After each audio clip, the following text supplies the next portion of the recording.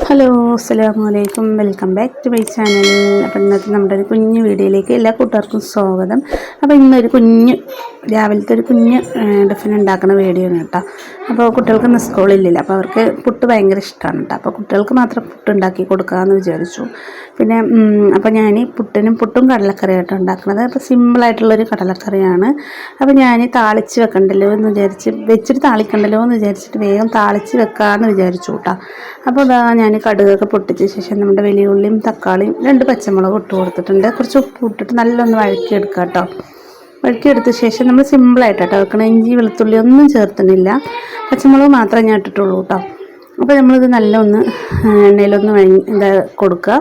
അപ്പോൾ അതൊന്ന് ഒരു ബ്രൗൺ കളറൊന്ന് ഉടഞ്ഞ് വരുന്ന സമയത്ത് നമുക്കതിന് പൊടികളൊക്കെ ഒന്ന് ചേർത്ത് കൊടുക്കാം കേട്ടോ. അപ്പോൾ ഞാൻ അപ്പുറത്തെ അടുപ്പിൽ പുട്ട് റെഡിയാക്കിക്കൊണ്ടിരിക്കുന്നുണ്ട്. പിന്നെ നിങ്ങൾക്കറിയാലോ, സ്കൂളില്ല പറഞ്ഞാൽ ഭയങ്കര ബഹളമായിരിക്കും ഇവിടെ. അപ്പോൾ മെയിനായിട്ട് ചെത്തുന്നത് നമ്മുടെ റഹീസ് കുട്ടിയും റിച്ച് കുട്ടിയായിരിക്കും കേട്ടോ. പിന്നെ റിൻഷിബോൾ പിന്നെ എന്തെങ്കിലും പഠിക്കാനിരിക്കും. പിന്നെ അതാ നല്ല മഴയാണ് പുറത്ത്. അപ്പോൾ പുറത്തും പോകാൻ കളിക്കാൻ പറ്റാത്തൊരവസ്ഥയാണ്. അതുകൊണ്ട് തന്നെ വീട്ടിൽ നല്ല ബഹളമായിരിക്കും കേട്ടോ. അപ്പോൾ സ്കൂളില്ലാത്ത ദിവസം നല്ല സമയം വേഗം പോവും. അപ്പോൾ ഇതാ ഞാൻ വേഗം പുട്ടൊക്കെ ഒരു അടുപ്പിൽ റെഡിയാക്കിയിട്ട് നമ്മുടെ സോഫ്റ്റ് പുട്ടാണ് കേട്ടോ.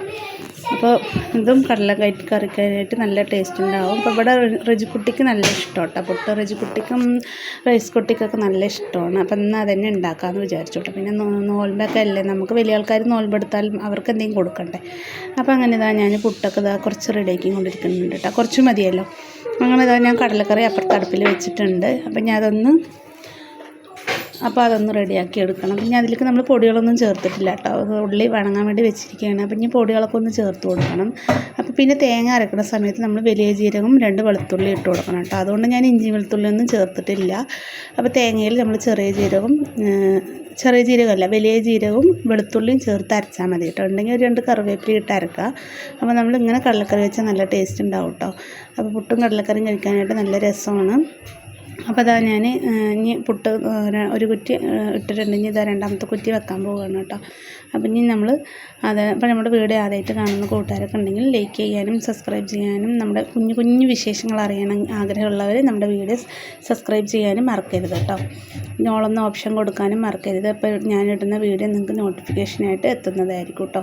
അപ്പോൾ ഇതാ നമ്മുടെ ഉള്ളി ഇതൊത്തിരി വണങ്ങി വന്നിട്ടുണ്ടെങ്കിൽ നമുക്ക് ഇതിലേക്ക് പൊടികളൊക്കെ ചേർത്ത് കൊടുക്കാം കേട്ടോ. മുളക് പൊടി, മഞ്ഞൾപ്പൊടി, മല്ലിപ്പൊടി, അങ്ങനെ എല്ലാ പൊടികളും ചേർത്ത് ആവശ്യത്തിന് ഉപ്പും തേങ്ങ ഇട്ടിട്ട് കടലയിട്ടിട്ട് നമുക്ക് കറി റെഡിയാക്കി എടുക്കാം. അപ്പോൾ ഇവിടെ നമ്മുടെ റെഡി ആയിട്ടുണ്ട് കേട്ടോ. വീഡിയോ ഇഷ്ടമായി ലൈക്ക് ചെയ്യുക. നല്ലൊരു വീഡിയോ ആയിട്ട് നാളെ വരെ. അൽഹംദുലില്ലാഹ്, ബൈ.